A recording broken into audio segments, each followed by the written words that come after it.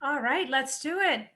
Welcome, everyone. It's really wonderful to see so many of you here today and also on the Facebook Live and wherever you're logging in. It's really wonderful to have you.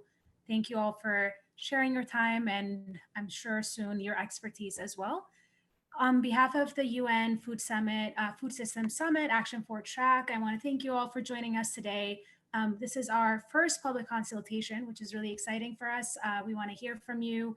We want to make sure that we're on the right track. We want to get your questions, your thoughts, your comments, anything that you want to share. So please use the chat freely as we go about the session today.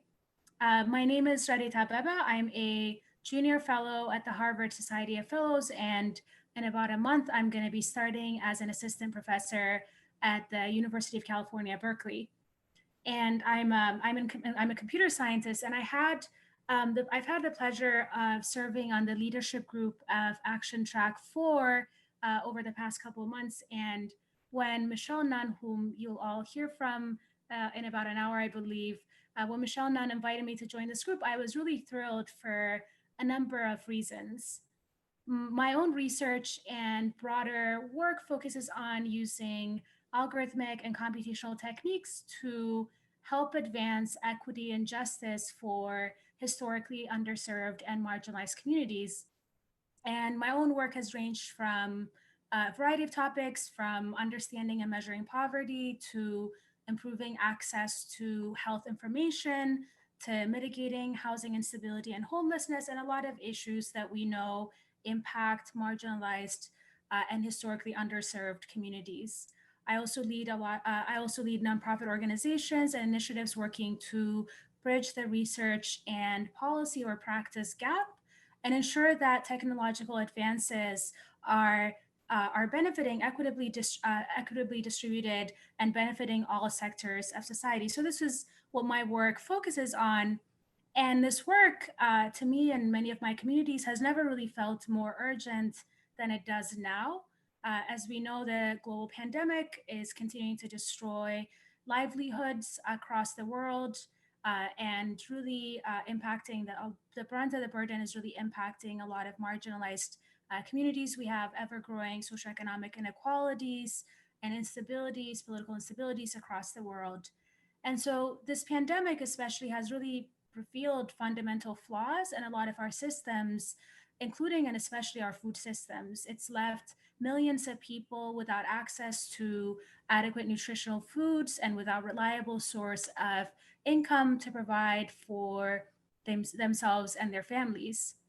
And this reality is even truer for further marginalized communities. So if we're thinking about, let's say, individuals living with disabilities, indigenous communities, rural communities, women, many other communities, then the impact of this pandemic and growing inequalities is really falling on these subcommunities.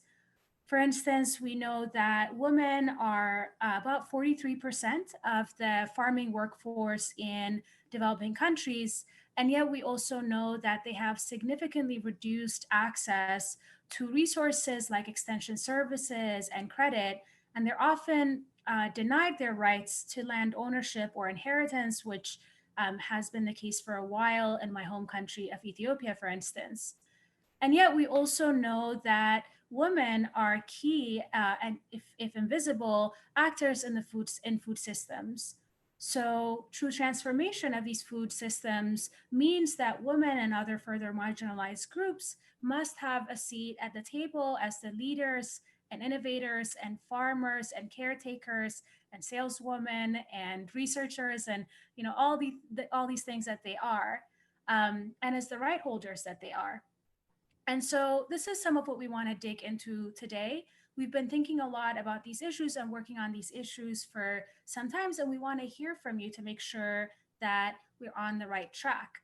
And so the hope today is that we're not going to try to solve everything. We're not going to be able to solve everything. But what we want to do is we want to be able to start an honest conversation about these topics, spark good dialogue, and really use this as a starting point for many more conversations to come.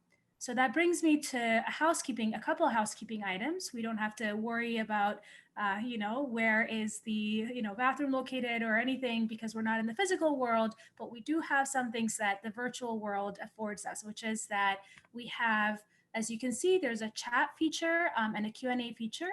You can use both of these to ask any questions that come to mind.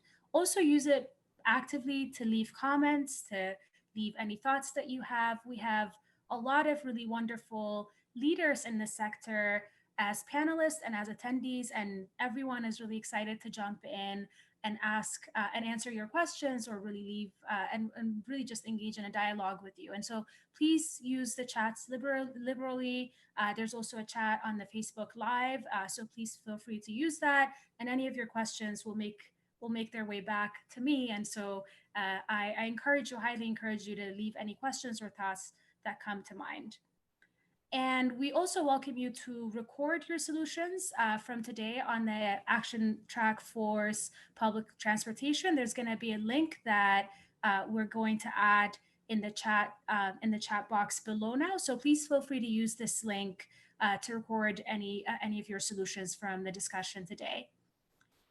And so we're now ready to get started. So what I'll do is I'm going to introduce our speakers mostly one by one, and I may jump in if the speakers are running over time.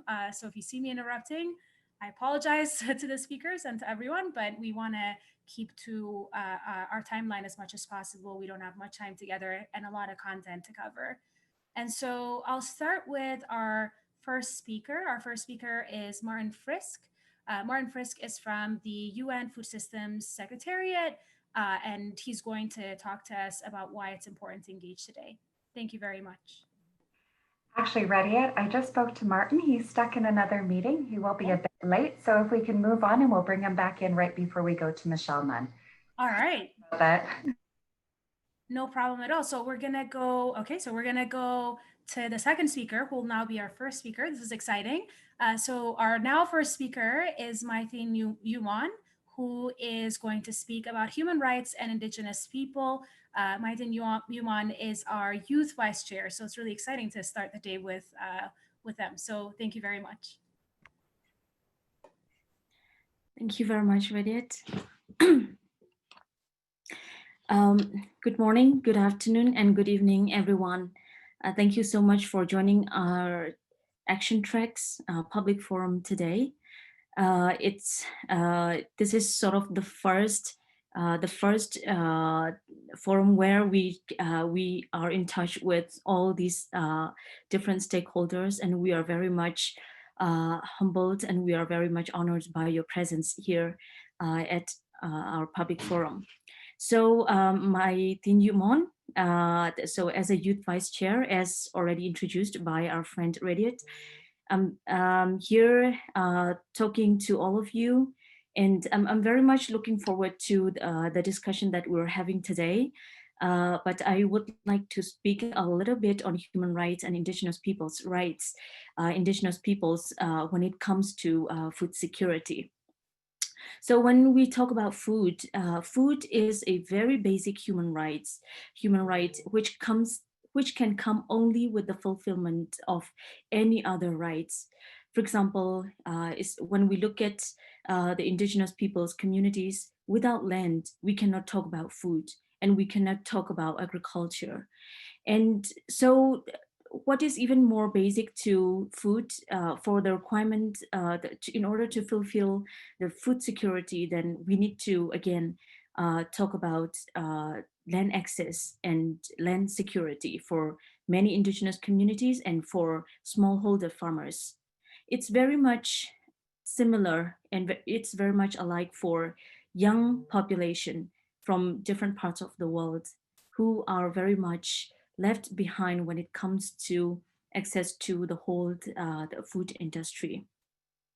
So because I'm very much happy to be a part of this action track, especially because we are talking about equitable livelihoods, advancing equitable livelihoods. So when we talk about equitability, we are talking more about people who are more vulnerable, people who have been left behind, due to one or another reason.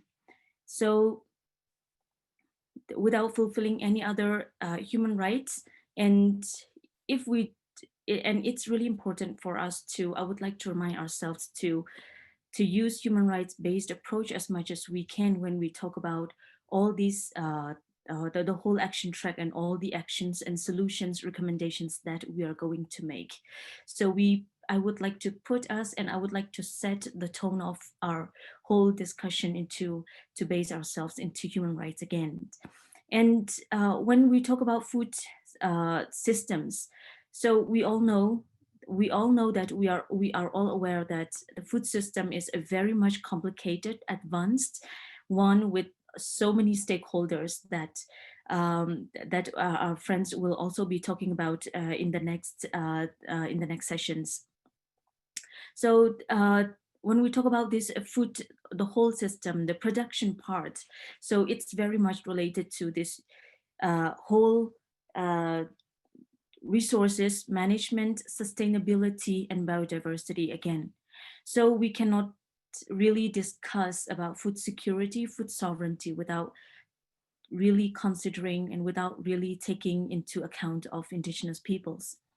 So constituting just 5% of the world's population, indigenous peoples protect 80% of the planet's biodiversity. Globally, many of the remaining standing forests are on indigenous lands and territory. This is also a result of the historical stewardship of indigenous peoples in the sustainable management of their land, their territories, forests, and their resources. So so when we talk about food, food security for many indigenous peoples communities, it's not just about food, it's not just about nutrition, it goes much broader than that. And food talks about their history, our cultural identity. It talks a lot about our history. So it's really, when we talk about this in food in indigenous peoples communities, it is much broader. It doesn't always talk about market. It doesn't always talk about production, mass production, but instead it goes in subsistence-based production with ancestral ties to their territories as an essential part of their way of life, identity, culture, and spirituality. For this reason, it is always indigenous people to coexist with the greatest biological diversity in the world.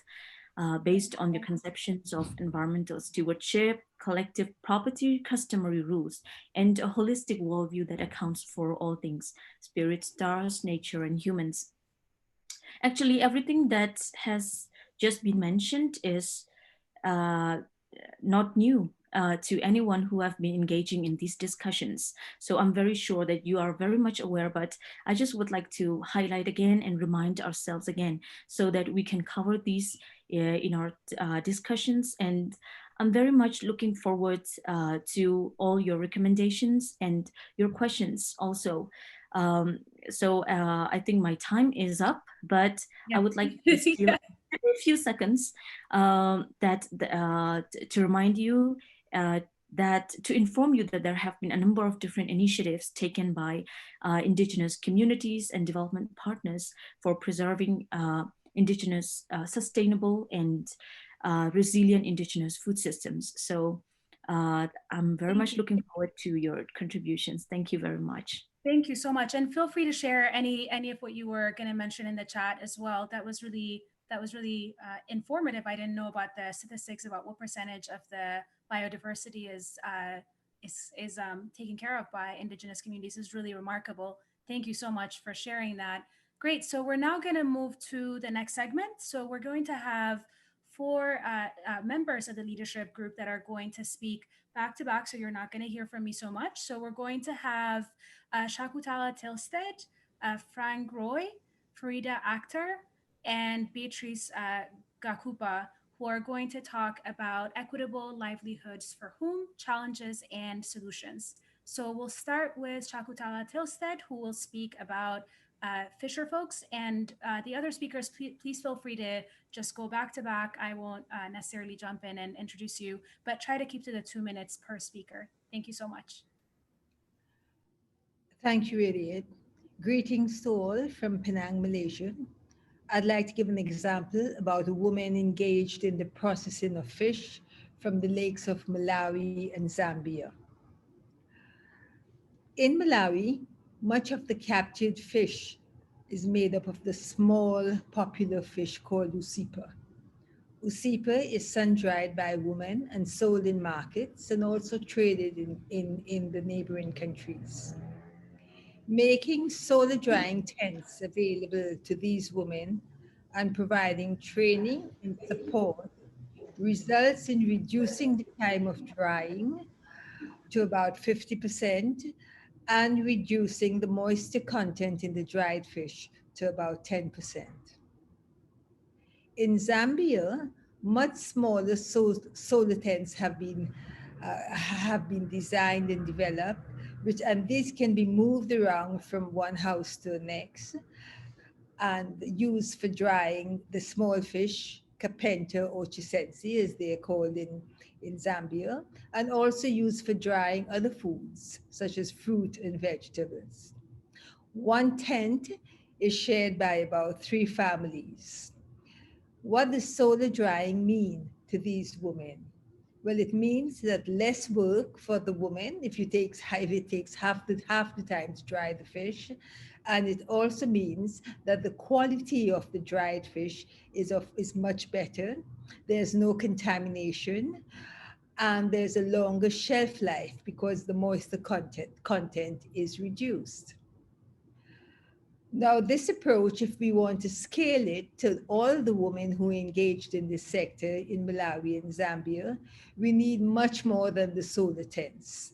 We need to have planning, we have to have community engagement. We also need to have organization of women's groups for the processors and sellers, governance, and investment in making the solar tents, and much more.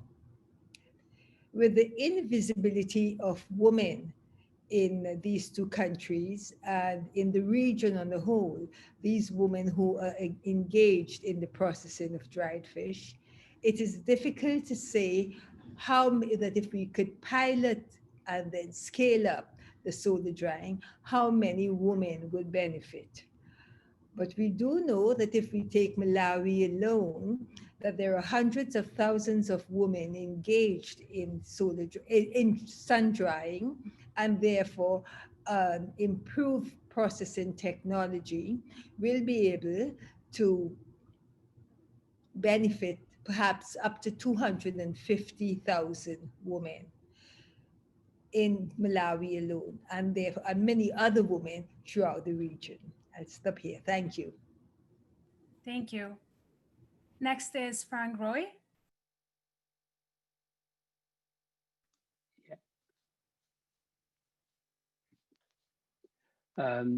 Good morning, good afternoon, good evening. In many indigenous communities, the umbilical cord of a newborn child is attached to a tree, signifying the sacred relationship with nature. This sacred relationship empowered indigenous peoples to become the guardians of the world's biodiversity, which Yu Mon mentioned. They develop also food systems driven by values of respect and care for nature, for each other, of consuming only what is needed, and of living as part of the ecosystem. Yet, indigenous food systems are often viewed as backward, unproductive, and problematic. But these can be unique instruments for advancing equitable livelihoods. Let me explain with an example. In 2019, we conducted a mapping exercise on agrobiodiversity in 32 villages. In each village, we found that there were 200 plants, including crop varieties, wild edibles, mushrooms, condiments. As part of our work, we organized periodic agrobiodiversity walks with custodian farmers, children, and young botany students. Their walks generally end up with a community meal prepared by and from collected wild edibles and led by trained chefs, local chefs. These walks are generating livelihood opportunities for young guides, young local chefs, and storytellers.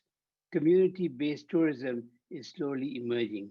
Many communities are also planting these nutrient-rich wild edibles in school and community and household gardens for consumption and local marketing. Mother Earth cafes and community seed banks have also sprung up, selling, exchanging wild edible seeds and other artisanal products. Farm on Wheels are taking local produce to slightly more distant rural households. COVID-19 has also raised the value of local production and localization. I believe that with a greater respect and acknowledgement of their values and of what you once said of their human value, rights, of their need for shorter value chains compared to others, and of a culturally appropriate research support, indigenous food systems can be game changers. Indigenous peoples can surprise us with their innovations, as this photograph of a living root bridge in Northeast India show, which is handmade from aerial roots of rubber trees and used for centuries to cross ravines and rivers. Thank you. Thank you very much. And up next is Farida Akhtar. Thank you very much. I'm actually talking from Bangladesh, and we know that the majority of the small farms or family farms that we talk about, they who have like less than 2 hectares of land are the majority globally who live in South Asia and the Pacific.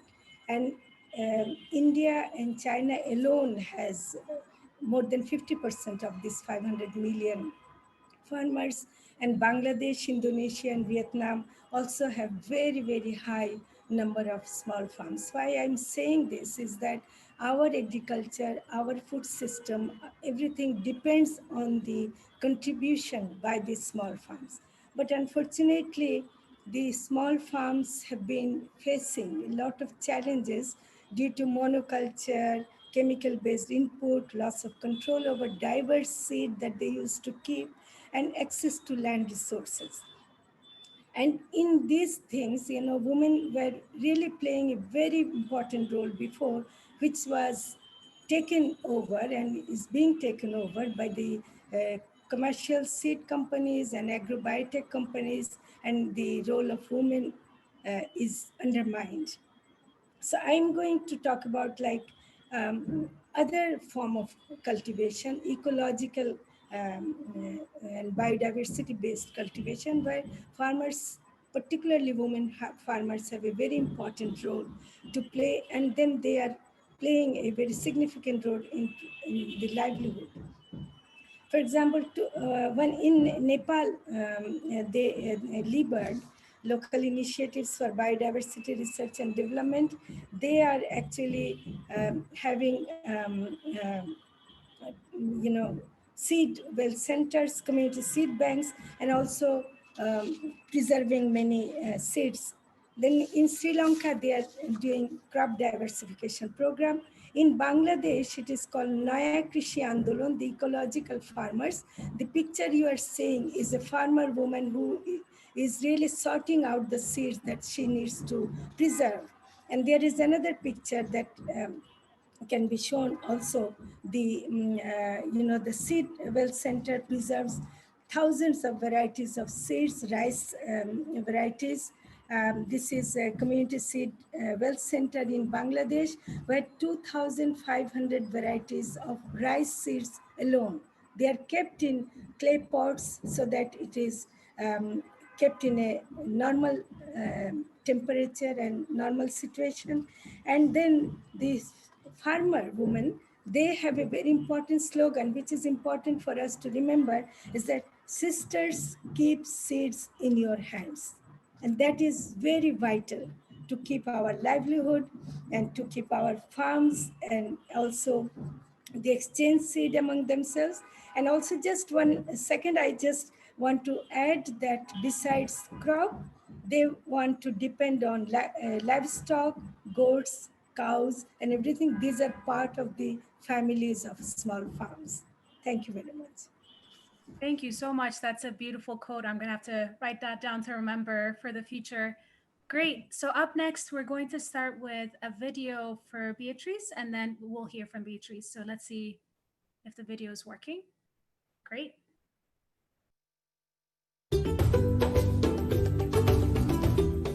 Hi, my name is Lady Singerengere from Zambia. I'm one Africa member. I'm the founder for Green Agriculture Youth Organization. We work with women and youths through empowerment programs and agricultural activities. We grow crops that we dry and package them and sell them.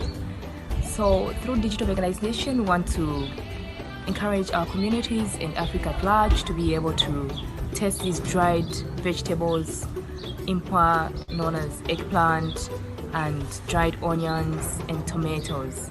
Together, through our One Africa, we're being helped to trade through the network among each other. Together, we are African trailblazers.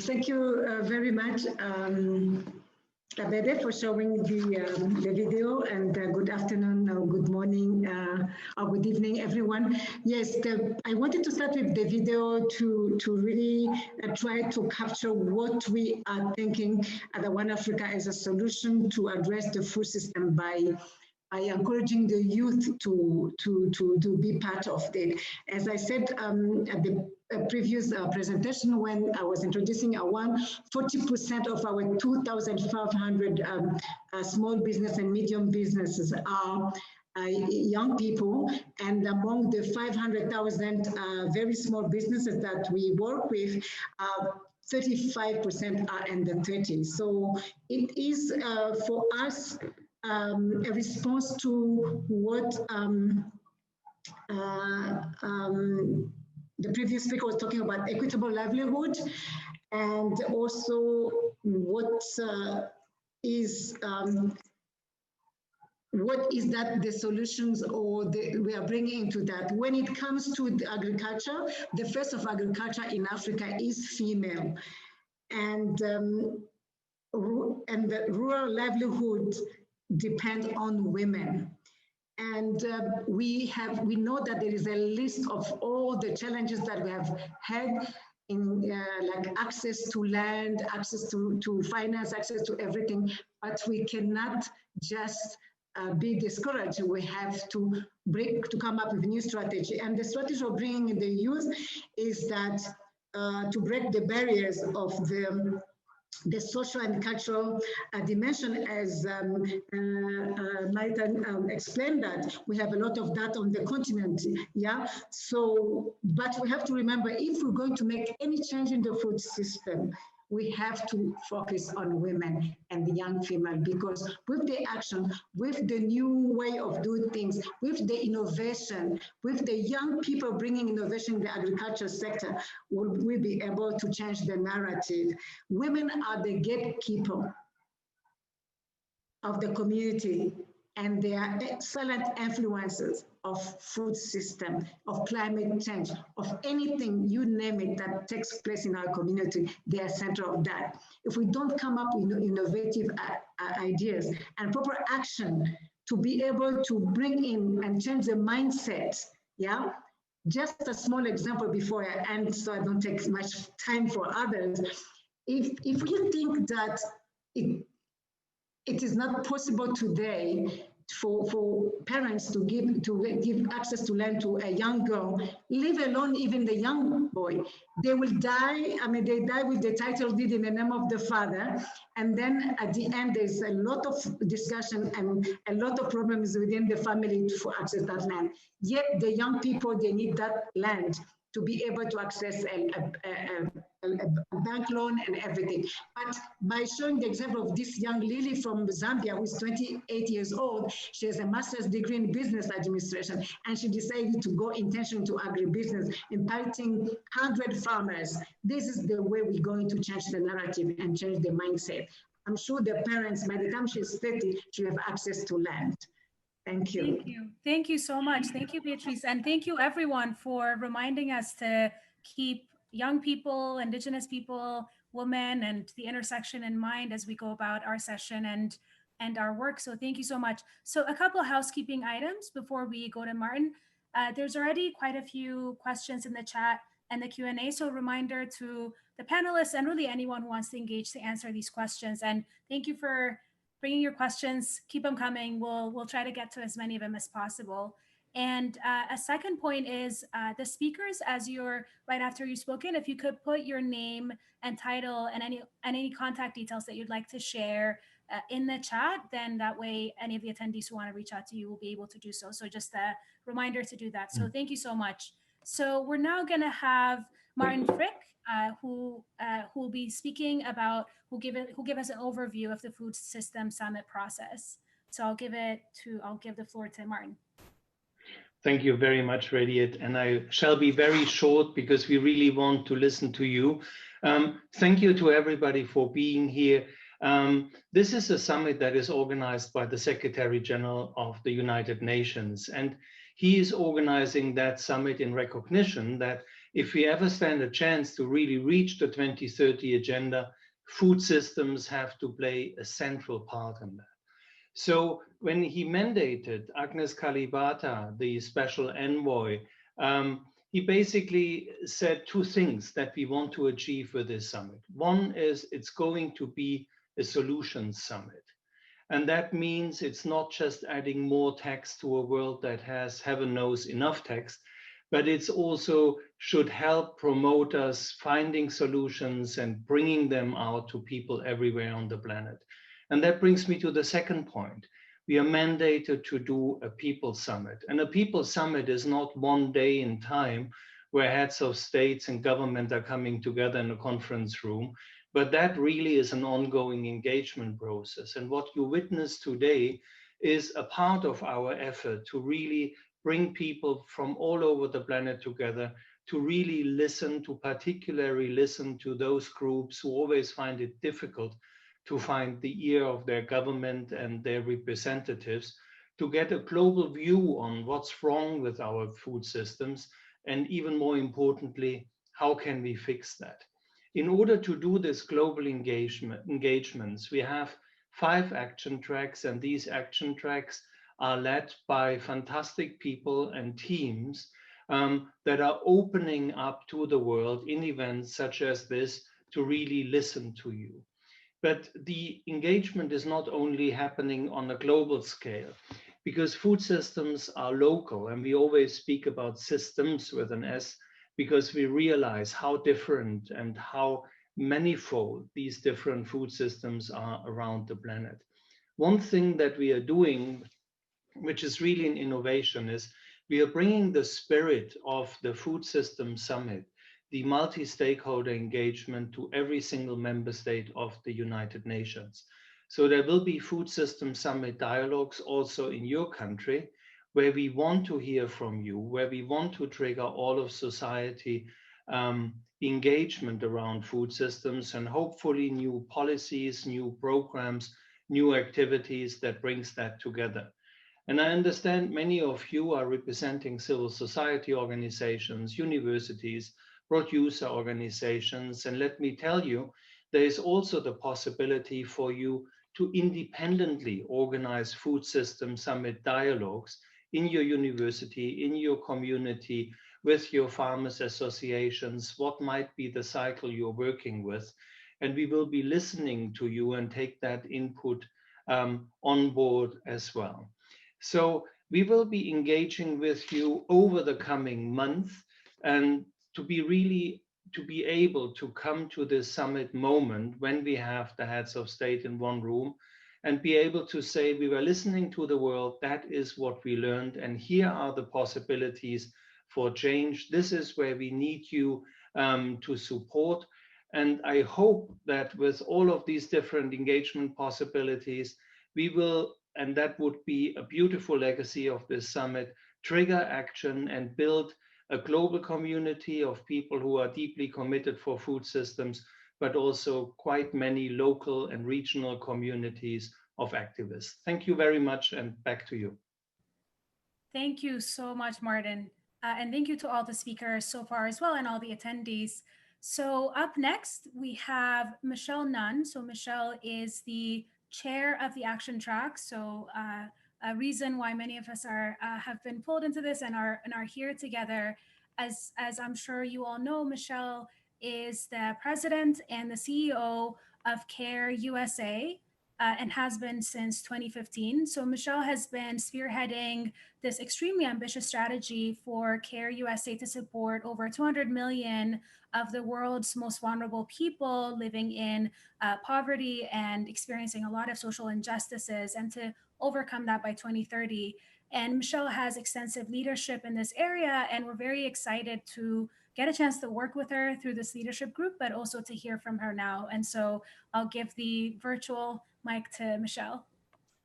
Thank you so much for moderating so ably and enthusiastically. And I think we can all have basically borne witness to why I'm so excited about this work, is because we have an extraordinary team, and you all are a part of that now by participating today. And I loved Martin's invocation of a People's Summit.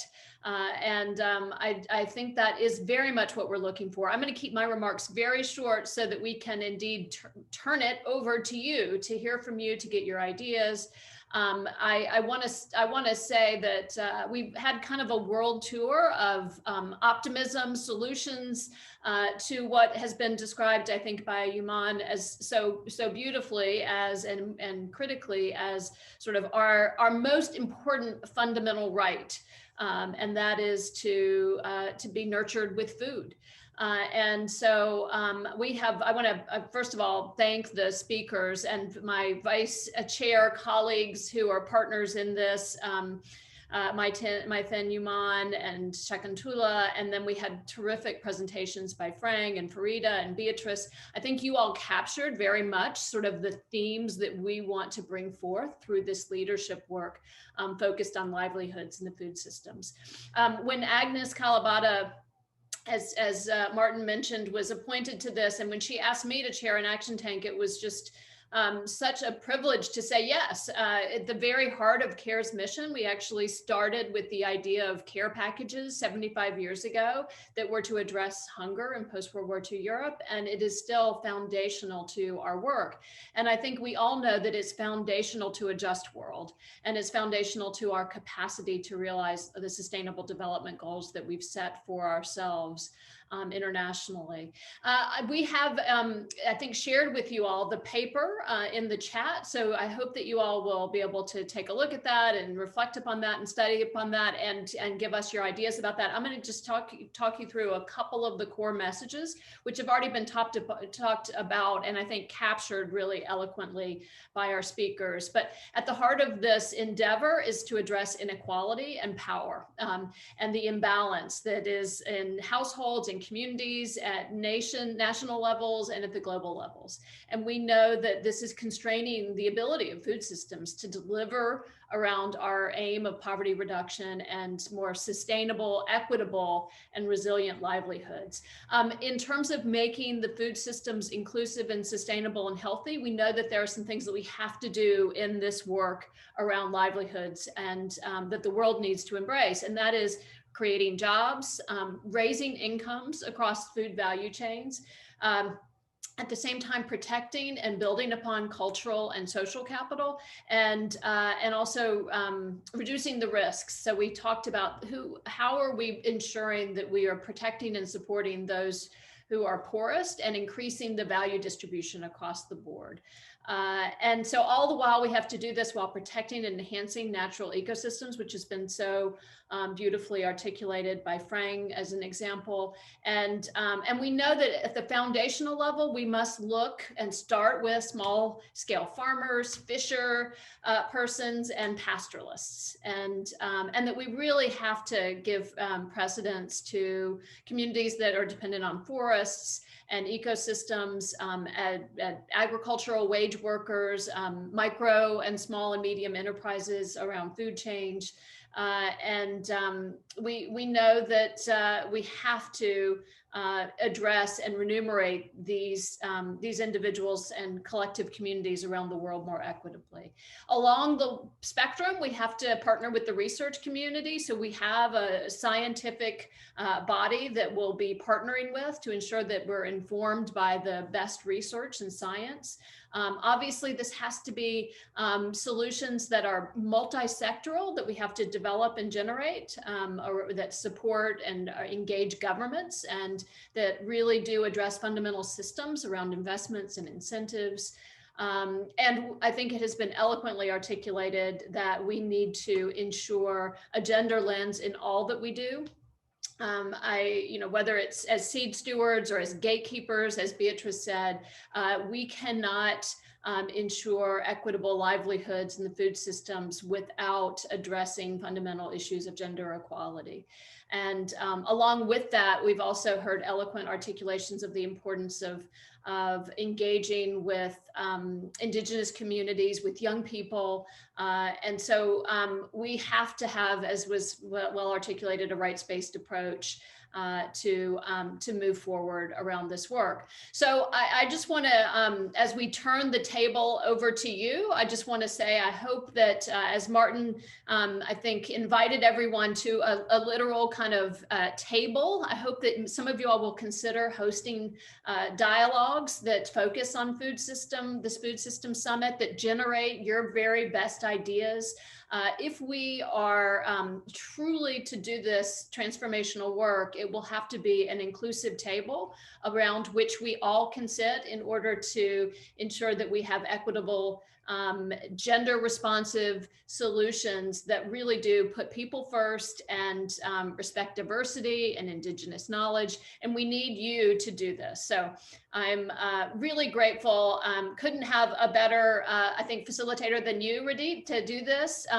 So thank you for bringing your brilliance and also your passion to the table. And I hope that we can all follow suit in that regard. And again, I look forward to turning it over to our participants. Thank you so much for that incredibly remarkable comment, Michelle. And thank you everyone again for all the questions and the chat. We're very excited to now move to the audience part of the session. So I'm going to introduce Christine Ciccone. Christine, we do have Christine, great. And we're gonna start with the discussion with the focus section. Well, thank you very much. Thank you, Michelle, and thank all of you for taking the time today to participate in our discussion. We know that agriculture is one of the top creators of jobs in developing countries. As Action Track 4, with our charge being to advance equitable livelihoods and value distribution, the question is, do we have the correct focus? Right now, we're looking at the following areas as a primary focus, but would love your thoughts. We have job creation to eliminate poverty. We have raising incomes equitably across food value chains. And we have reducing risk for the most marginalized among the poor, such as women, youth, and Indigenous peoples. Would welcome your thoughts and open the floor to discussion.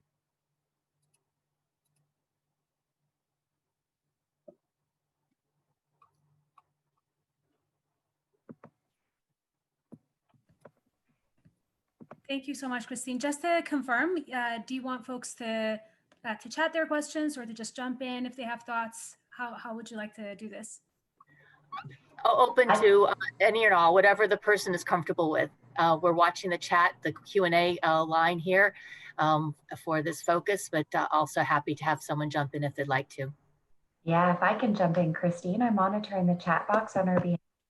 Nunn has a great question. He's asking, if we seek to advance equitable livelihoods, we must understand the many smallholder who produce our food themselves, that they are food insecure and require food assistance. What is the role, therefore, in that food assistance programs play within the food systems narrative?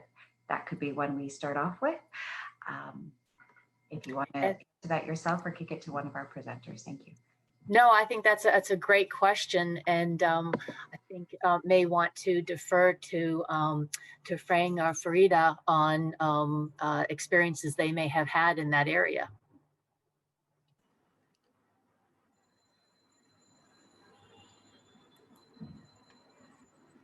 Farida, will you go ahead or will I go? Okay, you can go ahead. Okay.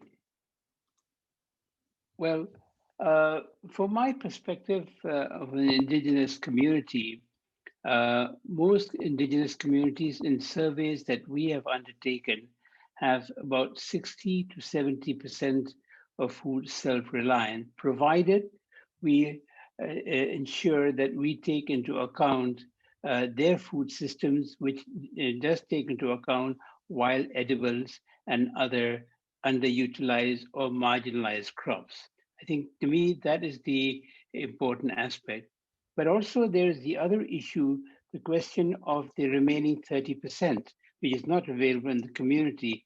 And that's why, at least in traditional societies, exchanging ideas within communities. And that this is the point that we are trying to make from an indigenous perspective. We must look at value chains. Nobody is an island to himself or herself. We are all interdependent, both in culture and in our innovations and in our livelihoods. But we must make sure that those value chains are suitable to us. And for us, living in indigenous areas, shorter value chains that are more efficient, that are more effective, are very important. I do not know if I've answered the question directly. Thank you. Can I just add one little bit? Oh, please do, yes. You know, for the smallholders, it's true that because they don't have enough land, they cannot produce enough for the year-round food production. But with diverse crops, you know, if they have diversity of crops, then they can manage a lot. In the same season, they can get more crops compared to the monocrop cultivation. So they can compensate one crop by the other, and you know, it also is good for nutrition. But also another thing that Frank a bit touched upon, what he said, wild food, we call it uncultivated food. So if your atmosphere is free from pesticide and chemicals, then also you get a lot of food around your surroundings which are not cultivated. So for the poor people, they can collect all those food. 40% of our rural poor can survive on at least these uncultivated sources of food if the environment is safe. Food assistance can only play a very limited role in situation of emergencies. But in general, we need to support the farmers to cultivate wide range of food and also diverse food. So that's what I would emphasize upon. Christine, may I? Hello, I'm Mercedes, and this question is quite right. I think we have to address. Start my video, okay? Because what Bob had mentioned, we have to promote the use of biodiversity, the promotion of conserving their own seeds, and also the availability of possibilities of connecting with the market is very important. But we also need to promote the participation of the government with their programs so they can really have the other aspects of their life that are not covered, like, for example, water and sewage in their homes. Usually we see these people without that kind of help, and basically programs for reducing malnutrition or anemia. So we have to promote this idea that we have to be focused on these small farmers, these indigenous people, and we can promote and reduce their living costs. Guy, for example, was mentioning about the problems of having very low prices and all the value chain in which they don't get the profits of being in the market. In my country, for example, we promoted a program for the banana organic producers, very small farmers that only have 1 hectare, for example, but we organize them as a cooperative, and they are working all together and producing their organic banana at much better prices and getting into the market with profits themselves. for themselves. So this is the kind of things that we have to push, these small ideas in the government so they can really address the problems that our people have. Thank you. Thank you so much, Mercedes. So we have several questions. I'm going to merge two questions from Jennifer King and Sophie Haley Tho. I apologize if I'm mispronouncing your name. And they're both about the role of youth in this space. So Jennifer asks, I really appreciate the emphasis on women, youth, and Indigenous communities, and looking forward to the summit process reflecting on the views of these stakeholders. I'd be very interested in hearing from Beatrice on what she has seen that is working to bring youth into or back into agriculture on a sufficient scale to so that it helps ensure the future of agriculture and innovation of rural communities. So how do we bring youth into this space? And then Sophie also asks a related question, or a question that we can answer together, which is that concrete climate action has only occurred because young people took to the streets and used their voice to get everyone concerned about climate change.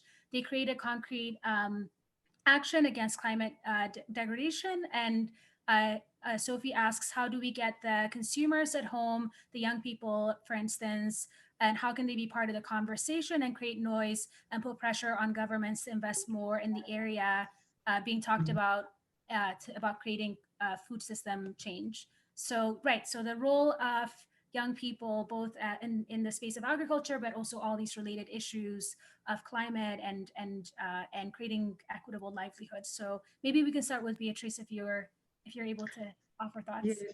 Yeah, thank you, Abebe. Yes, this is actually one of the we have an initiative called One Africa Under 30, and this is what brought us into this, by changing the narrative and seeing that the our value proposition in One Africa is that the young people are the one who's going to change the face of agriculture on the continent. And so, because they bring really a very, as I said earlier, innovations and they really take risk, and as somebody say, with employment, with the lack of employment on the continent, agriculture sector remains really one of the sector that could, create employment, whether it's wage employment or self-employment in agriculture sector, making agriculture a business. What we're trying to do is to make it cool, just to take the language of the young people. We make it cool by, incubating. We have a business model that we call integrated agribusiness hub, where we work with the local university to make, to go there and tell them, look, when you get a job, you are waiting for that job for the government is not there. But we try to show them that a young girl with nails and hair and, in the gumboots, and saying, look, I can do it. I can make it in agriculture. And, they are very digitalized. Okay. So if you want to digitalize agriculture, we have to involve the young people. When you look at, if you go to our website, we have started a campaign of retiring the hoe to the museum. And we're collecting signatures that we'll take to the African Union so that, it becomes really one of the discussion of our heads of states to really embark on a massive campaign of mechanization, because it is very, very difficult to imagine a young boy or young girl coming out of university and you're asking them to go to the rural area to start agriculture as a business using a traditional hoe, with a smartphone. It doesn't add up. So we have to create a conducive environment that is going to make it attractive to the young people. So I'm not saying that overnight we jump from a traditional hoe to a tractor, but between a traditional hoe and a tractor, there's so many other semi-mechanized tools. Everyone knows that in Africa we're very creative. In Kenya or in East Africa, we have duocalis. We can make anything or copy anything. So we're just trying that if we really walk the talk and we want to involve the youth for job creation, for modernizing agriculture on the continent, for sustainable food system, then we really have to intentionally try to see the way we are financing agriculture. How do we lobby the government? With international development partners, I'm very happy that IFAD is here. I used to work for IFAD many years ago. So I'm really glad that they are here with us and any other people supporting. But intentionally, we say, okay, so let's for this year, of the next 5 years, let's intentionally really invest in what will make agriculture attractive for the young people. Yeah. Thank you very much, Beatrice. We've got a question here what I think is worth talking about real briefly before we run out of time here. The question is, how do you plan to engage with and include the role of the informal food sector into the work of your action track? Which is a great question because CARE and IFAD have been working to put together an outline of dialogues that we'd like to be undertaking over the coming months. And we would very much welcome this person's question and anyone who else has other thoughts as to who you see in that informal food sector that we need to make sure that we are including. We're in the planning stages right now to try to draft out a way to become very inclusive, and we would welcome that feedback to make sure we're not missing anyone. And if you have thoughts on areas or other aspects of dialogues that you think would be particularly important for us to undertake, we would love to hear those suggestions just to make sure that we're not missing the mark with the direction we're headed right now. Yes, we could send you what we had a meeting. We had several meetings with our youth. As you can see, they are very dynamic on Twitter, on social media. So we did a survey and asking them, what would you like us to see or to advocate for advancing the agenda of you getting involved in agriculture. And they insist on mechanization, and of course they insist on access to land. But we know that convincing their parents to give them land at a deed is a long haul. But so we really negotiating with the government to get to accept to avail land for crowdfunding, for a crowd production system. So the integrated business hubs, as we said, it was an idea that we concluded on after this meeting, where it becomes a center where they can go for ideas. When you bring in agro-industry, big agro-industry, where we bring in international development, and government also can chip in to say, this is where we're going to train. Then anyone, they come out with a skill. They decide what they want to do, if they want to go work along the product value chain, or they want to work about supply chain. I heard From's talking about shorter supply chain. This is something that we are very much working on, because we always say at one that if you cannot trade in your local market, you cannot trade in the regional market. So we really have to go back to the basic. But we should not focus. We are not focusing on access to land, because it will come. It will come when we start mechanizing and we leave it to the young people to do advocacy. Because the parents will see that if the new production system, the children are producing more than they used to do 10 years or 20 years ago. So I think, yes, to answer to your question, Christine, we can share with you, the business models and how to integrate the young people. They like to work together. They would like to team up. They like to create apps. We have had a lot of incubation time when they're really creating the apps for selling on the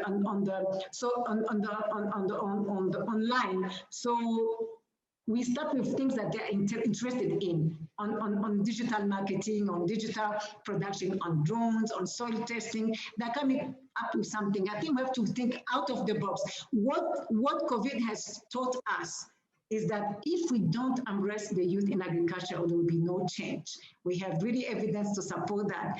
And I'm very happy, Christine, that you really asked that question, and it is really interesting to see. And that's what I like about this group, because it's all interaction and collaboration. And I think we'd be more than happy to share that, even at the implementation level, to be able to really work together. Thank you. Great, thank you. Thank you very much, Beatrice. Okay. I don't know if we're getting close on time, but there is, let's see, we had another question that I thought might be one that may be up Jinkun's bailiwick here, and let me go back in here and find it. Let's see. Sorry about that. I've lost my space here.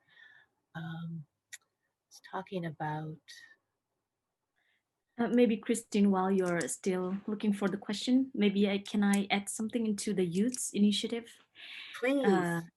Yeah, thank you. So I'm really thrilled to see all these questions highlighting the role of youth and how do we engage youths. So I'm very much grateful as a youth vice chair to all of the participants and also to the speakers. So I would like to inform you that in coming February, we are going to have a global youth conference on food summit. So that we are doing that jointly with UN major group on children and youth. And now that we have in each action track, we have youth vice chair in each action track. So we are 5 altogether, and we have youth-led initiative support team for all these youth vice chairs. So I would like to bring you good news, share you good news that you are going to see very, very big youth movement on these food systems, and that conference and prior and in preparation to that conference, we are going also to have these regional preparation meetings among youths, rural youths, indigenous youths, and we have so many youth groups from different sectors. We are starting to engage also among ourselves, and tomorrow night I'm going to join into our youth closed meeting, and I'm going to share all these concerns, and I'm going to bring that all these your concerns. And thank you very much. And also please feel free to connect us to the youth groups that you might think or which you believe should be a part of the discussion, and the space is always open for everyone. Thank you so much. Thank you very much. So the question that came in was, how can the UN summit support smallholders and family farmers in a context of consolidation of power by large agribusinesses and international corporations that tend to set research agendas? So how can we encourage research that specifically addresses marketing for smallholders and small scale farming in general? I don't know if that's a good segue for Jikun or one of our other panelists. So why don't we do this in the interest, since we're running a bit late, why don't we have Jikun's presentation now, but we'll have maybe a minute for questions. And so we can keep this question in mind as well. Would that work for you, Christine? That sounds great. Thank you very much. Wonderful. So we'll move to our next speaker, who's Jikun Huang, who's going to give us a short presentation and hopefully answer this question as well. Thank you. Hi, everyone. I'm Jikun Huang, and I'm on behalf of scientific group on AT4. In our group, we started working on major drivers of food system. This including biophysical and environment driver, technology innovation and infrastructure driver, economic and marketing driver, political and institution driver, social and cultural driver, as well as demographic driver. We look at this driver, 2 issues. First issue is how each of these driver influence equity along the whole food system. And second, what are actions have or maybe have potential impact or to improve this equity of this food system. And we particularly focus on those as you have mentioned earlier, like women, youth, indigenous community and people, smallholders, informal workers along on the whole food system, start from farming to processing, marketing, logistics, and until retail, and even we also talk about consumers. Those are all our key stakeholders. We want to see how they can gain more from improvement in food system in terms of employment, in terms of income, and so on. And then based on these 2 key issues, how this driver impact on whole food system in terms of equity equity food, then what are action can improve this more equitable food system. And then we come out and we do see there are many evidence, scientific evidence from different countries, even also at global level. But then we have really now have a hard time now to summarize all the solutions into one more consistent, because of the solution can be different country to country. Even within the country, they can, because it's very local context, so it can be different and within a country also can maybe different among region, among communities. And so far, we planning to put in this metric. One is we consider institutions, policies, investment are three major key areas need intervention.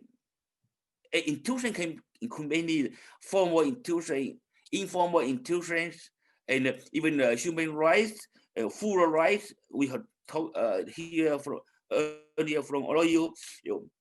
And the policy also, we also need to innovate policies, and policies can be incentive policies. It can be policy in technology and so on. And investment that can also cover many areas, investment program, and that in the priority issues. But the key, all of these institutions, policies, and investment for this AT4 within how this, I call it IPIs, institution policy investment, how the IPIs can improve this. It can increase, improve food system. Meantime, we make sure those every people can equitable gain from improvement in food system. That's it. But as I mentioned, that because solution can be in different levels, we are planning to, we are thinking try to put a metric. So each law, the institutions, policies, and investment, but the solution can come global level. As a UN system, WTO, and many global international, there's some solution for it, a global solution. And the second, at the country level, but this is the most country commitment in the political commitment and institution innovation and policy investment mainly will come from country level. So the second law will be the country level, country IPIs. And because even within a country like China, India, a huge country, it can be different from place to place. So third column of this metric is local, it can be regional, local community level. And then we hope through this metric can each cell can help to see what are key institution, key policies, investment that can make much more equitable livelihood food. As I mentioned earlier, we pay particular attention to women, indigenous community, youth, smallholders, including small farmers, fishers, and all other, even small enterprise, as well as workers, particularly informal workers, how they can gain more from employment, from income of improving food systems. I think I will end this year and looking for the discussion. Thank you. Thank you so much, Jikun, for your presentation and all the wonderful work that you're doing. So in the interest of time, let's keep it moving. So we'll move to the next discussion segment, which is on solutions. As we said earlier, we're going to be focusing on we're going to take a very solutions-oriented mindset here and discussion here. So we welcome all questions from participants. Maybe what I'll do is I'll ask one question to the panelists, and then also look through the questions that have been asked from the attendees. So the question here that we want to start with is, how can we ensure that the solutions that we put forward really will solve the targeted problems? What makes game-changing and systemic solutions? So very happy to hear from any of the panelists, perhaps ones that we haven't heard from but really anyone can jump in and we can take it from there.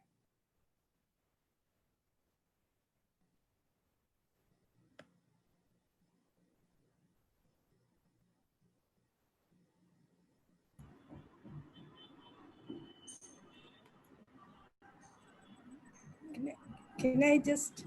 Yes, please go ahead, Farida. Yes. Yeah. Now, I was thinking of the question asked earlier when Christine was, so when the small farmers or the family farms are really facing the challenge of the big corporations and, so like I can tell you about an example in Bangladesh that we have, farms to have their produces, because they are producing safe food. And I think the safe food concept is now very important, food safety.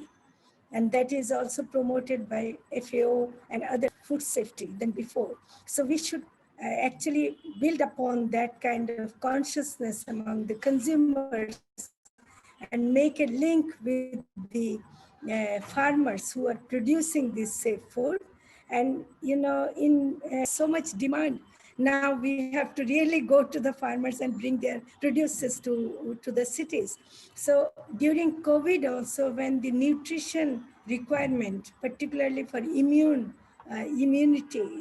building your immunity, came up in a very strong way, we found that the demand for the small farmers production has increased, and also chemical-based production has decreased. So I think these are very important things that we should look at.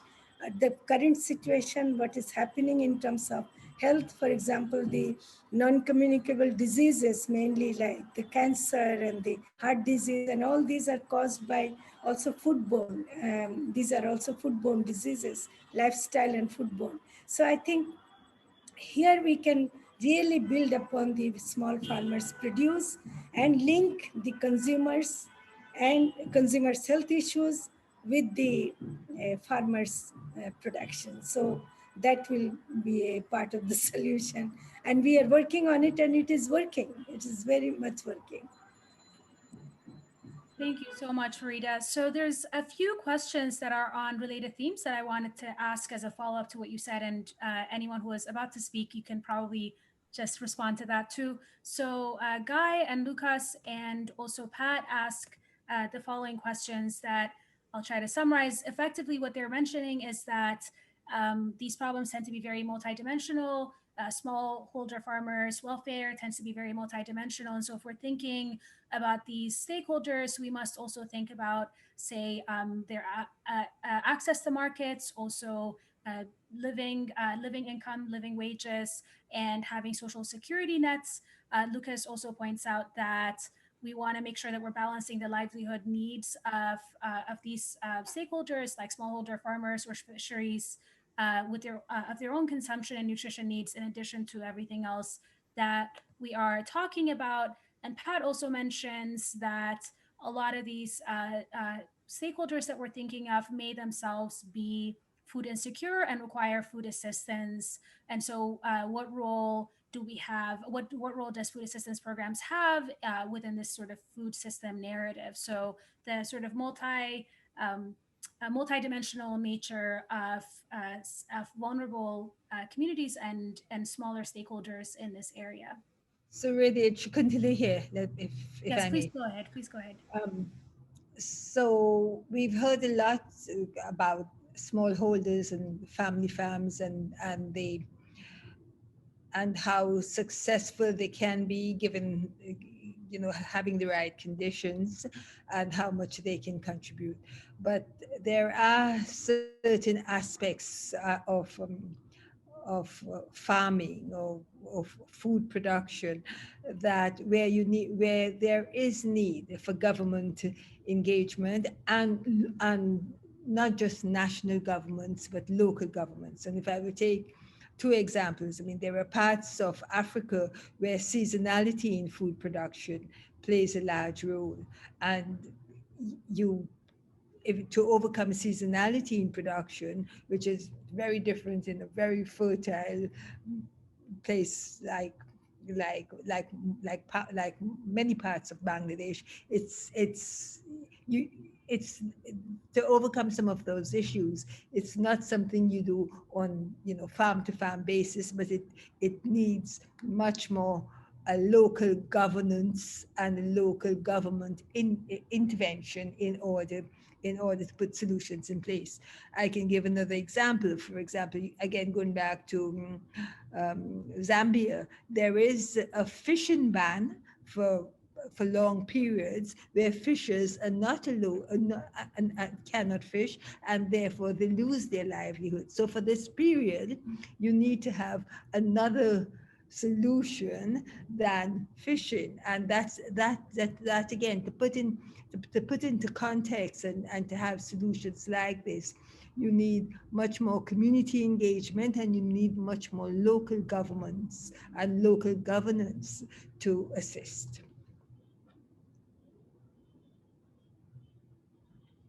Thank you for the comment on the role of governments, and especially small local governments. I completely agree. Anyone else would like to jump in on this broader point of how do we think about smallholder farmer and small stakeholders welfare sort of more holistically? About small farmer, can I talk a little bit here? Yes, please go ahead, please.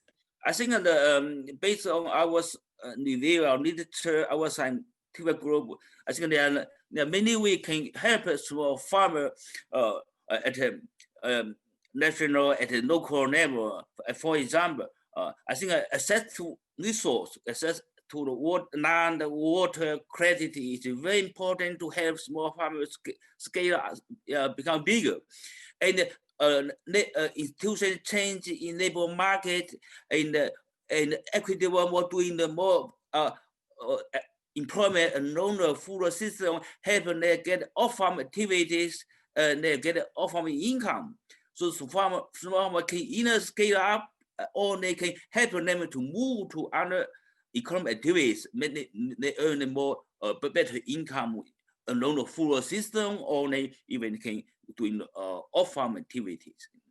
And they are and that's need institutional reform help them to access to the resource.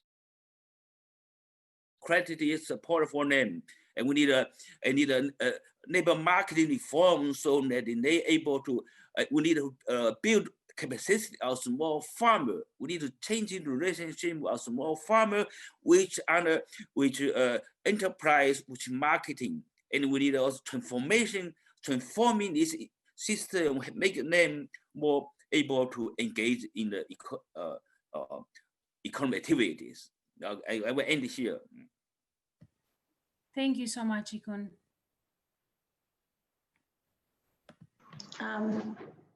Do we still have a few minutes, Abebe? Yeah, go ahead, Beatrice, and we'll ask maybe one more question and move to the next segment. So please go ahead. Okay, so I want to add on small-scale farmers. I can see on chat they're talking about value chain, market access, and trade for small-scale farmers. I think we have to be unromantic about those small-scale farmers when it comes to access to market, because that's where the challenge of volume, quality, assurance, and certification, and and consistency. Market likes consistency, right? So you can be in the case where you have even a contract farming with them, but at the end of the day, when they need money, the first broker who's there takes the goods, and they don't even know what is contracting, even the rules, the legal part of it. So what we're trying to, how do we trying to address that in our platform? Of course, we have, as we said, we have very small, medium, and large. And I really want to call on everyone here working in this space that we have neglected, especially in Africa, we have neglected the middle. Yeah, the middle. Yeah, I give the example of Ethiopia. We have our member who is processing spices and who is exporting injera, white and brown injera, to Djibouti every day because, of course, there is a road now. There's a highway going there. But without her, who is aggregating and who's buying from the small, she works with 500 women. Yeah, she goes all the way to get the white tape, the brown tape, I mean, you know, and the spices, everything, and packages. Without supporting her, there's no way she can, you know, those small scale farmers can supply to the end user customer in Djibouti, yeah, for that. So we tend to focus more on small scale farmers, but they cannot. On short term, on value chain, they cannot add value without the middle. And what we have seen now that's growing in Africa, just on our platform, our women who are in middle, in medium, who are trading between $50,000 and $100,000 a year, they are educated, they have access to knowledge, to technology, and we tend to look to the government, the donors, we tend to look away from them and saying, oh, these ones are already self-sufficient, they are making money, but they forget that those are the uptakers of the small scale. They bring in quality control, they bring in assurance. It's not costing any money from the donors or for the government, but they are doing it. So we really, while we are doing our action, we have to really insist on really supporting the middle scale businesses for us to upgrade the skills and to uptake from the small scale farmers. Thank you. Thank you so much, Beatrice. I really appreciate that. Even in my own research field of market and mechanism design, we were learning and realizing that the role of, you know, middlemen in farming is completely understudied, which is really strange, right? Because we think about the large and then the small, but we just forget the middle, but they play such an important role. So I appreciate you flagging that. We will have to wrap up soon, but I do want to mention one question. It was posed as a comment, but I want to ask it as a question to the group. I think it's an important one. Stephanie Parker asks that, or says that we must address land stolen throughout perpetual colonization from past to present and the enduring impact on the food systems and health. And Stephanie mentions that identification of reparation models are necessary. So posing that as a question, how can we think about and incorporate reparation models in any of this work that we're doing? Because we've learned some interesting statistics about land stewardship and biodiversity stewardship by Indigenous communities and other communities that have had that have suffered colonization and land that's been stolen. So would love to hear from anyone among the panelists on this topic.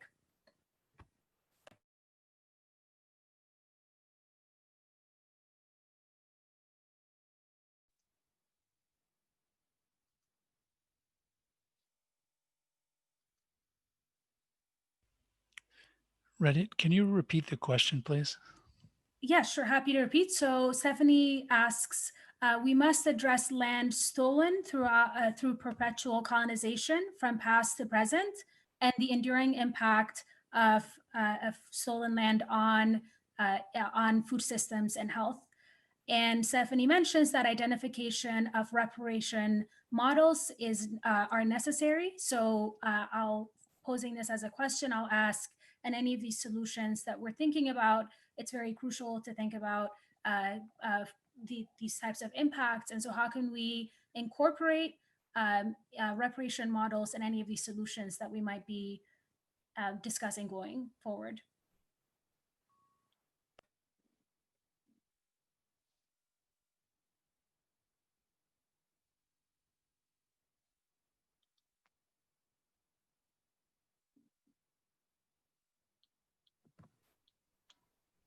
Chris, if you had a response to that, feel free to jump in.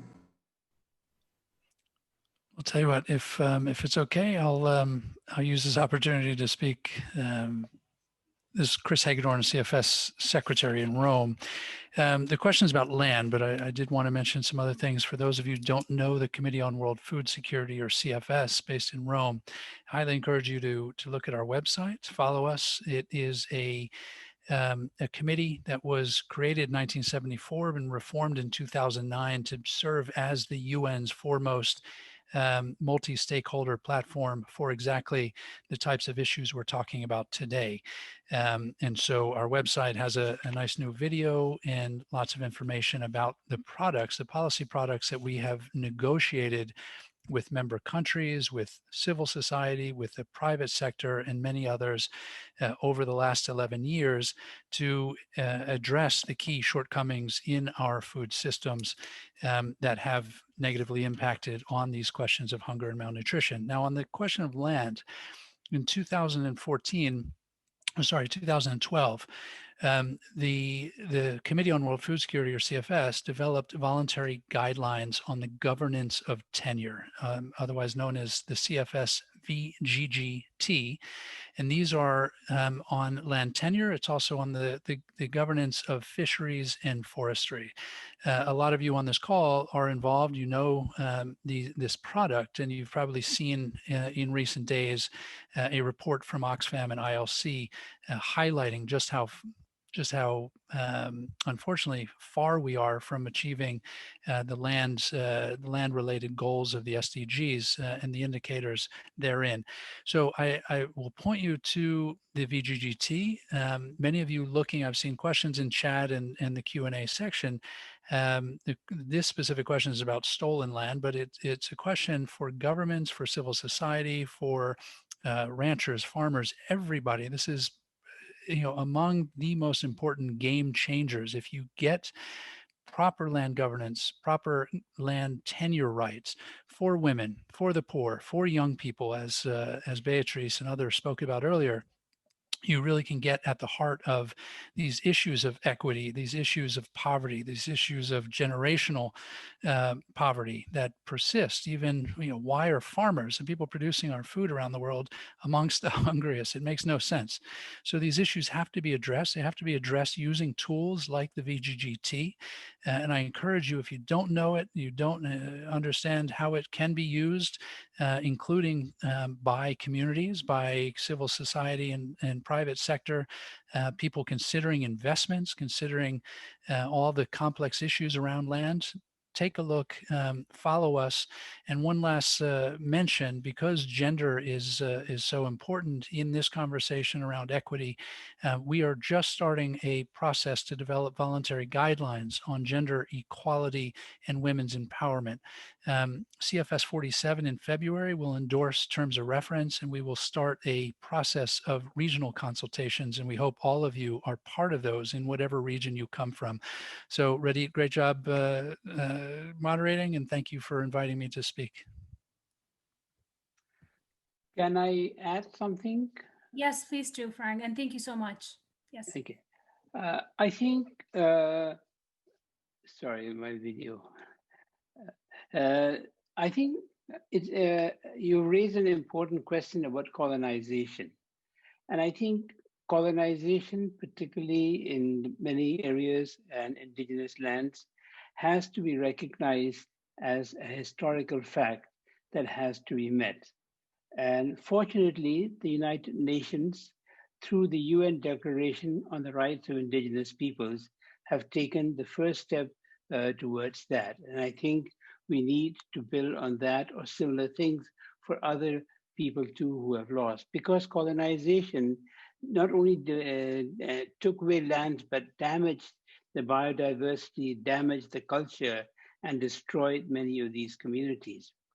But the other point that is important, therefore, is what has been said just now, that if we can do something during this about land rights, and a lot of work has been done by the CFS, by others, that we build upon it and bring in a serious movement towards this during the CFS. But to me, the important aspect is after COVID-19 has come in, there is a great demand today as a result of it, of values that are very different from what we've been following. Values of caring, values of equity, values of harmony. And I think the food systems, if we can look at it from that aspect, is true. And the role, I think what we need really, to my mind, is not a multicultural, but an intercultural. You may need the corporate sector to play the role where they have good, but you need to also acknowledge that small farmers, whether they're indigenous, women, pastoralists, others, they also need the support. 70% of the food is not produced by the corporate sector, but by the small farmers around the world. But we need to change our terminology and knowledge systems. Those of us who go to school, we learn only of one particular system. Farida mentioned that when you grow in a piece of land, you look at productivity as what is the yield of rice. But for many small farmers, it is not how many tons you get in rice, but you have millet that comes from it. You have other wild edibles that are there. And it's that total production that keeps the farmers going. Therefore, I think what has been said is the seeds, 90% of the seeds of the world are not by the commercial sector, but by small farmers. 80,000 forest species are used by local farmers and primitive, forest dwellers and others. So what we need, they haven't discussed today, is the importance of food sovereignty. My right to grow, to eat, and to market the food, not in the value chain that you decide, but the value chain that I decide and my community decide. To look at repatriation of those seeds, which the colonization process, through even the UN systems, had extrapolated from us. We need to look at agriculture systems that are more consistent with my needs rather than the needs of a few research centers that are built on a particular point of view. I think these are the things. But above all, I think we need young people not to drive tractors in Africa, but to be able to connect traditional knowledge and modern knowledge and use it in a way. Because I come from India, and India is a place where we have done thousands of experiments. But what we are finding is that they don't work because they don't trust. So there's no point in using modern thing unless there's a trust. The trust can come if you bring the true knowledge system. That's my feeling about the small farmers and the corporate sector. Thank you. Thank you so much. That is a very powerful note to end on sovereignty and also on trust. So thank you for the wonderful thoughts, Frank. So let's move on to the next section of this segment. So next we'll have Carl Deering, who's going to give a short presentation and then also lead a discussion on our process. So this is the almost the second to last section of our session. So thank you so much, and take it away, Carl.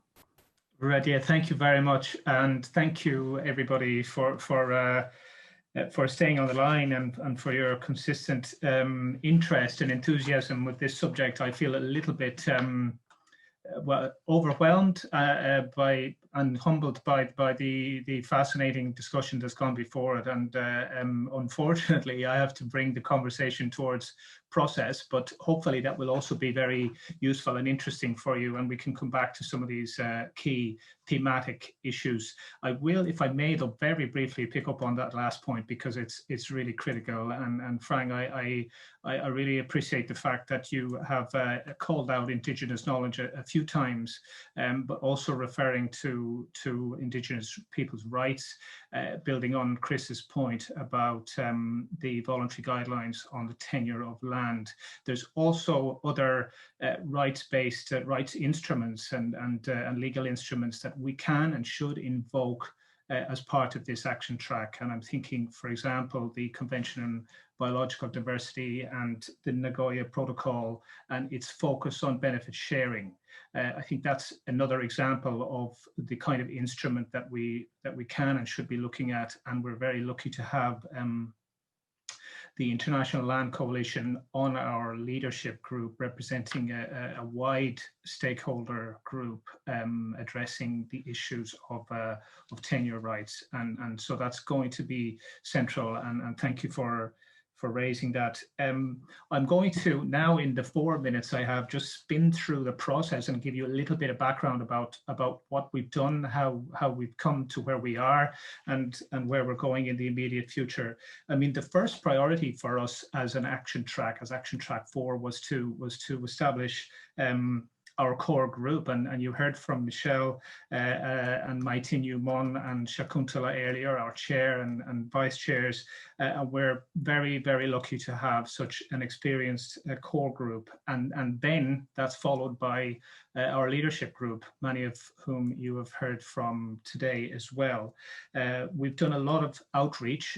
This leadership group is around 20 people. We're still waiting for some more confirmations, and it's representative of the stakeholder groups that are of interest to this action track. There's nobody representing one particular organization or industry or company. It's every member of the leadership group is representing a constituency or a platform or a network, so that we're getting as wide a reach as possible. We've talked to champions and civil society and farmers as much as we have had the opportunity. It's only been 6 or 8 weeks that we're running, so we've done quite a lot in that time. But of course, we want to do more, and today is a critical moment in that. We've had meetings with the civil society group of friends. We've introduced the action track and its work to, let's say, regional stakeholder groups, such as, for example, the non-state actors forum of the Common African Agriculture Development Program, and I see COPEP is on the line today, which is great, but also introducing the process and the opportunity to influence the process to, for example, the evergreening movement. All those people out there, programmers and scientists and civil society bodies that are driving landscape restoration efforts, and how that can drive and help deliver equity in food systems. The coral reef community is another one where we've introduced the action track, with so many millions of people, small-scale fishers dependent on coral ecosystems. We've also talked to the private sector and enterprise, industry, as much as we can. We've had various opportunities there. The African Agribusiness Incubation Conference was last month, and we presented on that and talked and heard the voices and opinions of African agricultural business. We met the World Business Council for Sustainable Development and the private sector mechanism of the Committee on Food Security that Chris described just a few moments ago. So we're engaging with the big private sector as well as micro, small and medium enterprise. And that's important because we want to be addressing the problems and challenges from a holistic perspective, and a lot of the questions have addressed that. We've engaged in lots of different panels. There was one on the bold actions as a force for good recently. We were also on the gender equality sessions of that conference. Member states, so to move, let's say, from civil society engagement and private sector engagement to government engagement. There was a question on that too, and it's really important, and we're working hard on that. We've with IFAD as our anchor agency, they hosted a really successful informal consultation with member states, and we had a lot of really interesting dialogue with permanent representatives. And then there was subsequent interest expressed by governments and countries, Algeria, Bahrain, China, the European Union, Germany, Guatemala, India, Mexico, Spain. These are countries that have approached us with interest and support to engage and support the action track, and we have a lot more work to do there, particularly to engage Pacific, African and North American countries and governments if we can. So there's a lot of work in progress there, and David Nabarro is leading the food systems dialogues, which are designed also to engage with governments. So we're depending on that process as much as we can as well. very briefly, what else? The public and the media. I mean, this is our first public engagement, and we're delighted. There's such a great crowd and such fantastic questions and opinions being shared. We launched on World Food Day with a relay event. That was another sort of launch moment, and we've published our discussion starter, and we're working on a science paper as well, Jikun and his team. So I'll stop there, Rediet. That's already a lot, I think, on what we've done and the process so far. We want to engage further with all these stakeholder groups and make sure that we've got all the angles covered. And I very much appreciate the question and the issue of the informal food sector. We are trying to find ways to address that, and I think the subnational dialogues will be able to help us to reach that constituency. But having said that, if anybody can help us with that, we welcome any suggestions and support on that. So I'll leave it there, Rediet. I mean, the immediate future, we've got a panel event tomorrow on food and the humanitarian response by the Foreign Policy Institute. And then on Thursday, there is the third global conference on One Planet, sustainable food systems. And then next week there's more. So we're constantly engaging with public panels and these opportunities to advance the action track. And of course, the consultation is open online as well. So that's a snapshot of the outreach and engagement that we're doing. And I'll pass it. Well, I guess I'll open the floor maybe to questions or issues. Is that right, Rediet? Yes. Yeah, so you'll be moderating this section. So I think because we're running a bit short on time, let's keep the discussion to 15 minutes and try to wrap up by 9:55 Eastern at the latest. So. Great. Thanks, Rediet. Yeah, so if there are questions or suggestions on further engagement and outreach, I would welcome those, and I'll do my best to answer. But I also will depend on my colleagues in the leadership group if there are issues that you may be able to address. Yeah, there's a question that Pablo, I believe, just asked, which is how can other stakeholders connect with the core group? I think a lot of people attending and watching live via Facebook might be wondering this, so that might be very helpful to answer.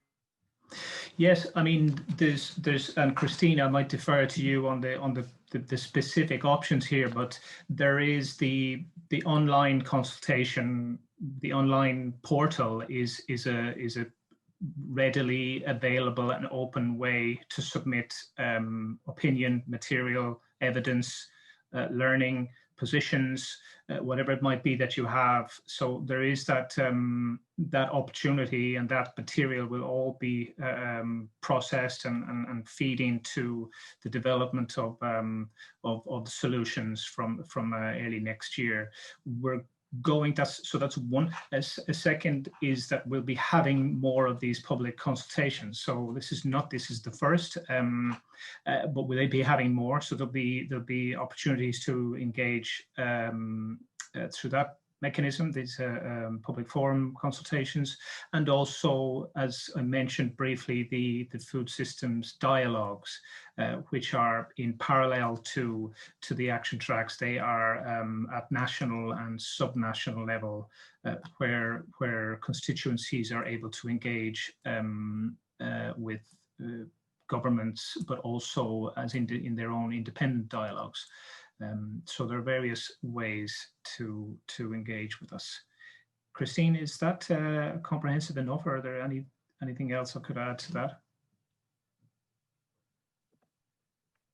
Hi, everyone. No, that was great. I'm going to actually pop I'm Christine Capo. I'm serving as Michelle Nunn's Sherpa to the Chair of Action Track 4. I'm going to pop my email into the chat box. If you want to, one really good way, as Carl said, is to complete the survey, so then we have a bit more of the background of what your solutions are, and we know exactly where to engage you in all these events that we're taking part in. But for regular updates, I'll make sure to add you of opportunities. So I will pop that in the chat now. Thanks, everyone. Thanks, Christine. Anybody else? For any other clarifications? We're meeting regularly also with the special envoy, with Agnes Kalibata, of course, who is tasked by the Secretary General to lead the process, and with Martin Frick and his team, who you heard from earlier. And we're engaging on a weekly basis, on a very regular basis, with the other action tracks. That's an important point, I suppose, to stress, and maybe it would go some way to answering a couple of the questions earlier about interdisciplinarity and integration and the need for holistic responses, because the other 4 action tracks, of course, are working on equally important issues. And in a complex food systems process, we need to be listening to each other. So that's another important part of the process, is to be engaging with the other action tracks and looking for synergies. Can I jump in, Carl? There was one question very early in the chat box from Anne Turbleyer from the Meridian Institute, and she said it'd be useful to hear from the speakers about how they see the Food Systems Summit raising their issues that are being discussed today with the governments and other decision makers. Right.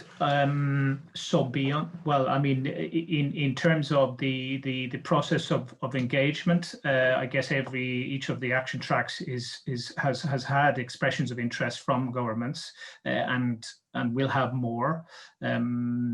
And what we want to do, of course, is to connect with those governments that have expressed interest directly, and to hear what they have to say, and to absorb their thoughts and ideas. In fact, some of them have already submitted written responses and inputs to the discussion starter, which is really has been very helpful and instructive. And then, of course, as I said, the formal dialogues that are being organized by David Nabarro is another process.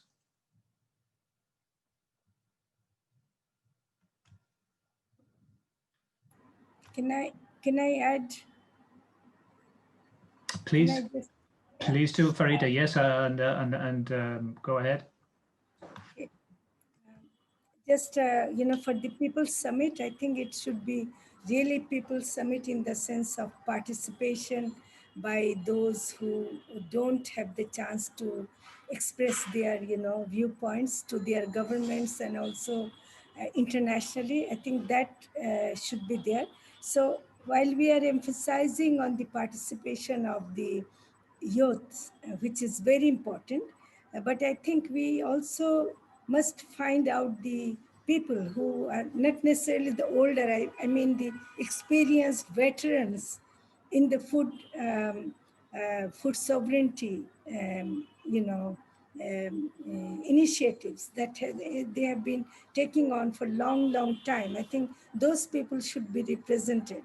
And also, I think we have to make it very clear that it's not only we are talking about those who are producing food, but also I think the people who, farmers, if farmers don't survive, we won't have food. So I think farmers' sustainability, farmers' sovereignty, farmers, as Frank said very rightly, that it is the farmers' sovereignty and the people's sovereignty that we must ensure, and that's how we have to, those things should be represented in the People's Summit. So I would really like to emphasize on those issues very much, and also the health people. There are many health activists who are also related to food issues. So I think those connections should also be made.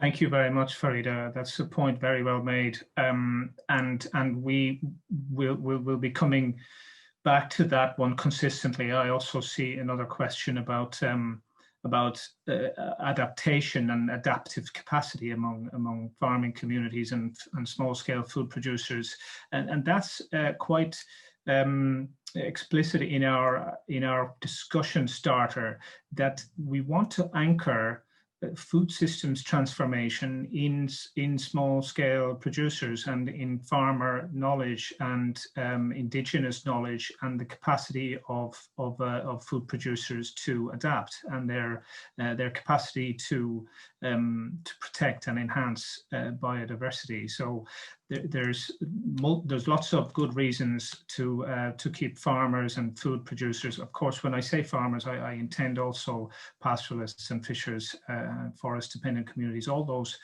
small scale, some of them many very vulnerable or marginalized food producing groups, to keep them central in this food systems summit. Carl, could I mention one other thing? Please do, Chris. All right, let me just start the video. There we go. Thank you.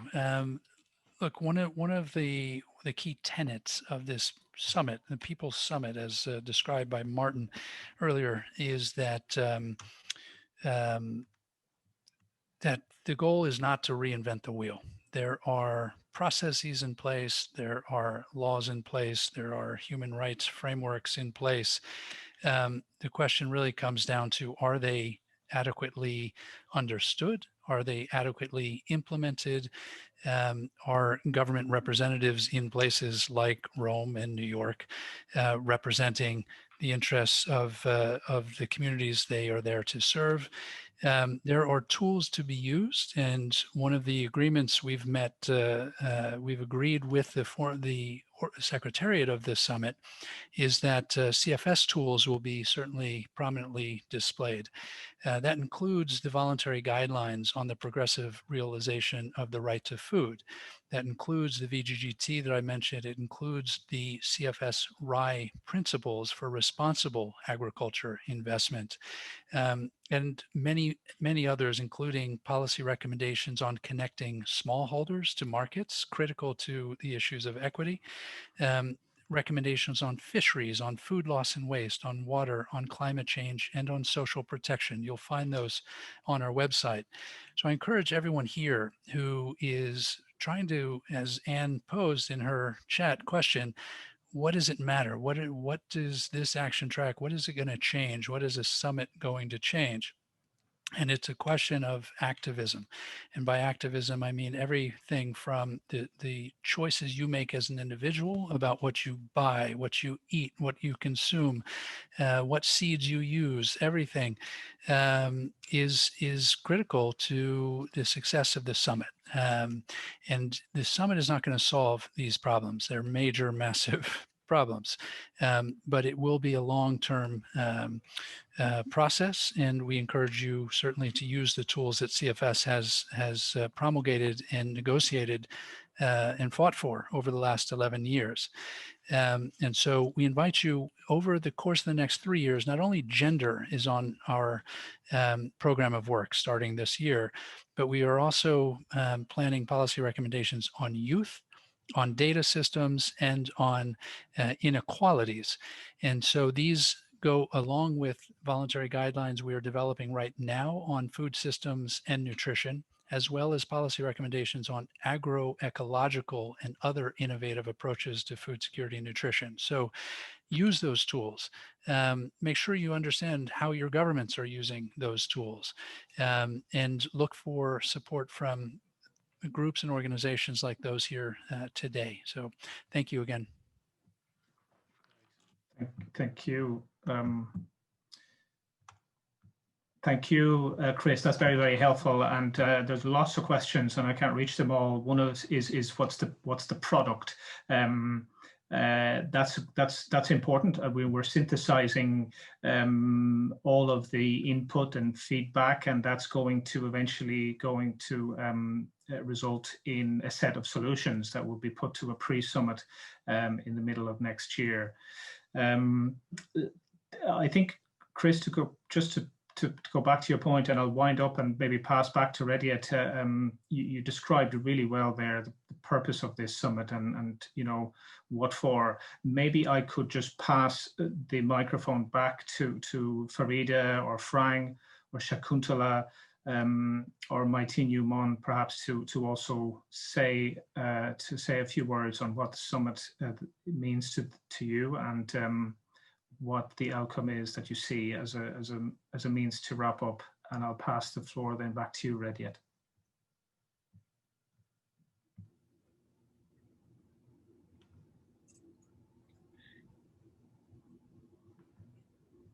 Well, I can start building on what Chris has told us about the work from the Committee on Food Security and Nutrition, and also the work that the members of the high-level panel of experts do.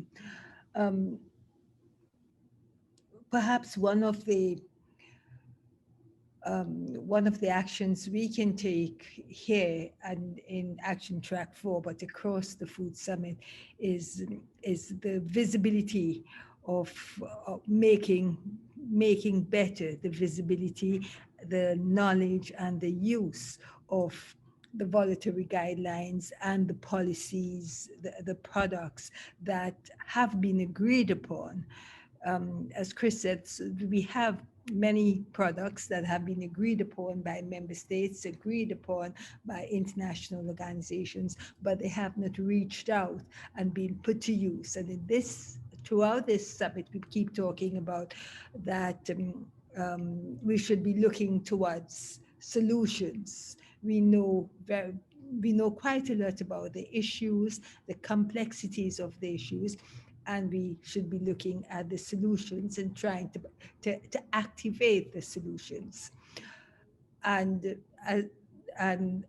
thereby, if we could use these guidelines we have and these agreed upon principles and values that are enacted in many of the CFS reports, then I think we will be going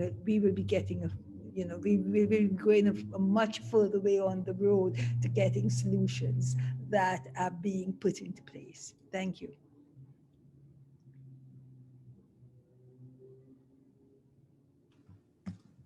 Thank you, Shakuntala. Rediet, do you want to take over and close us out? Because I'm not sure if there's time to hear the others. Yeah, I was just going to say that I do want to hear from everyone, though. So if you wanted to add anything, please add it to the chat, and we can all take a look. And also, thank you all for sharing your contact information.